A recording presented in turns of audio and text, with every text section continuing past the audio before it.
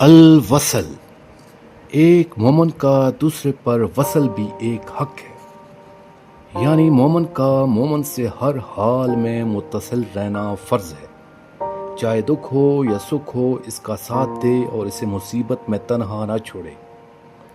जैसा कि हमको लिया दिया गया है कि खाजल कातिल का भाई है।